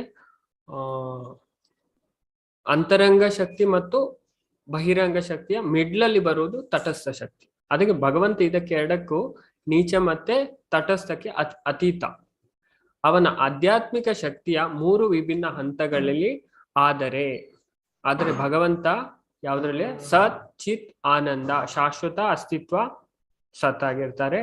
ಚಿತ್ ಅಂದ್ರೆ ಶಾಶ್ವತವಾದ ಜ್ಞಾನ, ಮತ್ತೆ ಆನಂದ ಶಾಶ್ವತ ಆನಂದ ಅಭಿವ್ಯಕ್ತಿ ಪಡೆದಿದೆ. ಶಾಶ್ವತ ಅಸ್ತಿತ್ವವು ಸಂಧಿನಿ ಶಕ್ತಿಯಿಂದ ನಿಯಂತ್ರಿಸಲ್ಪಟ್ಟಿದೆ. ಅಂತೆಯೇ ಶಾಶ್ವತ ಆನಂದ ಮತ್ತು ಶಾಶ್ವತ ಜ್ಞಾನ ಹ್ಲಾದಿನಿ ಹಾಗೂ ಸಂವಿತ್ ಶಕ್ತಿಗಳಿಂದ ನಿಯಂತ್ರಿಸಲ್ಪಟ್ಟಿದೆ. ಪರಮಶಕ್ತಿವಂತನಾದ ಭಗವಂತನು ಆಧ್ಯಾತ್ಮಿಕ ತಟಸ್ಥ ಐಕ ಶಕ್ತಿಗಳ ಪರಮ ನಿಯಂತ್ರಗಳು. ಭಗವಂತ ಈ ಎಲ್ಲಾ ಶಕ್ತಿಗಳನ್ನ ನಿಯಂತ್ರಣ ಮಾಡ್ತಾರೆ. ಓಕೆ, ಭಗವಂತ ಎಲ್ಲ ಅವರ ಶಕ್ತಿಯನ್ನ ಏಕಾದೇಶ ಸ್ಥಿತಯಾಗ್ನೇರ್ ಜ್ಯೋತಿಸ್ ವಿಸ್ತಾರಿಣಿ ಯಥಾ, ಭಗವಂತ ಎಲ್ಲ ಅವರ ಶಕ್ತಿಯಿಂದ ಮಾಡ್ತಾರೆ ಅಂತ ಎಲ್ಲವನ್ನ ವಿಷ್ಣು ಪುರಾಣ ತಿಳಿಸ್ತದೆ. ಈ ಎಲ್ಲಾ ವಿವಿಧ ಬಗೆಯ ಶಕ್ತಿಗಳು ಭಗವಂತನ ಶಾಶ್ವತ ಭಕ್ತಿಪೂರ್ವಕ ಸೇವೆಯಲ್ಲಿ ಸಂಬಂಧ ಹೊಂದಿವೆ. ದೇವೋತ್ತಮ ಪರಮಪುರುಷನು ತನ್ನ ದಿವ್ಯ ಶಾಶ್ವತ ರೂಪದಲ್ಲಿ ಆನಂದಿಸುತ್ತಾನೆ. ಭಗವಂತ ಯಾವಾಗ್ಲೂ ಆನಂದದಲ್ಲಿ ಇರ್ತಾರೆ. ಆನಂದಮಯೋ ಅಭ್ಯಾಸ ಎಲ್ಲ ಇದರಿಂದ. ಹೀಗಿರುವಾಗ ಪರಮಪ್ರಭುವನ್ನು ಅಶಕ್ತನೆಂದು ಕರೆಯುವ ಧೈರ್ಯ ಮಾಡುವುದು ಪರಮಾಶ್ಚರ್ಯಕರವಲ್ಲವೇ? ಭಗವಂತನು ಎಲ್ಲಾ ಶಕ್ತಿಗಳ ನಿಯಂತ್ರಕನು ಮತ್ತು ಜೀವಿಗಳ ಆ ಶಕ್ತಿಗಳಲ್ಲಿ ಒಂದರ ವಿಭಿನ್ನ ಅಂಶ. ಎಲ್ಲವನ್ನ ಮಾಯವನ್ನ ಭಗವಂತ ನಿಯಂತ್ರಣ ಮಾಡ್ತಾರೆ. ಎಲ್ಲ ಭಗವಂತನ ಕಂಟ್ರೋಲ್ ಅಂದ್ರೆ ಅದು ಭಾಗವತ ಸ್ಪಷ್ಟವಾಗಿ ತಿಳಿಸ್ತದೆ. ಮೊದಲನೇ ಶ್ಲೋಕದಲ್ಲಿ ಸ್ವರಾಟ್, ಭಗವಂತ ಸಂಪೂರ್ಣ ಸ್ವಾತಂತ್ರ್ಯದಂತೆ ಅವರಿಗೆ ಎಲ್ಲ ಅವರ ಇಚ್ಛೆಯಿಂದ ಆಗುತ್ತೆ ಸಂಪೂರ್ಣ. ಭಗವಂತ ಮತ್ತು ಜೀವಿಗಳ ನಡುವೆ ಸಾಗರ ಸದೃಶ ಅಂತರವಿದೆ. ಓಕೆ, ಹೀಗಿರುವಾಗ ಭಗವಂತ ಜೀವಿ ಮತ್ತು ಜೀವಿಗಳು ಒಂದೇ ಎಂದು ಹೇಳುವುದು ಹೇಗೆ ಸಾಧ್ಯ? ಕೆಲವರು ಹೇಳ್ತಾರೆ ಮಾಯವಾದಲ್ಲಿ ಭಗವಂತ ಮತ್ತೆ ಜೀವಿಗಳ ಒಂದೇ ಅಂತ. ಅದು ಯಾವಾಗ್ಲೂ ಸಾಧ್ಯ ಇಲ್ಲ.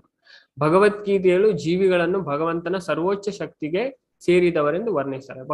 ಭಗವಂತ ಹೇಳ್ತಾರೆ ಎಲ್ಲ ನನ್ನ ಅಂಶ, ಮಮೈವ ಅಂಶ. ಆದ್ರೆ ಅವರೆಲ್ಲ ಹೇಗೆ ಕಷ್ಟ ಮಾಡ್ತಾರೆ? ಮನಃ ಇಂದ್ರಿಯಾಣಿ, ಮನಸ್ಸು ಸೇರಿದಂತೆ 6 ಇಂದ್ರಿಯದತ್ರು ತುಂಬಾ ಈ ಭೌತಿಕ ಜಗತ್ತಲ್ಲಿ ಕಷ್ಟವನ್ನ ಅನುಭವಿಸ್ತಾರೆ.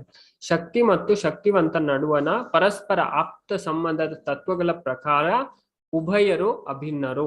ಆದ್ದರಿಂದಲೇ ಶಕ್ತಿ ಮತ್ತು ಶಕ್ತಿವಂತರಾಗಿ ಭಗವಂತ ಮತ್ತು ಜೀವಿಗಳು ಅಭಿನ್ನರು.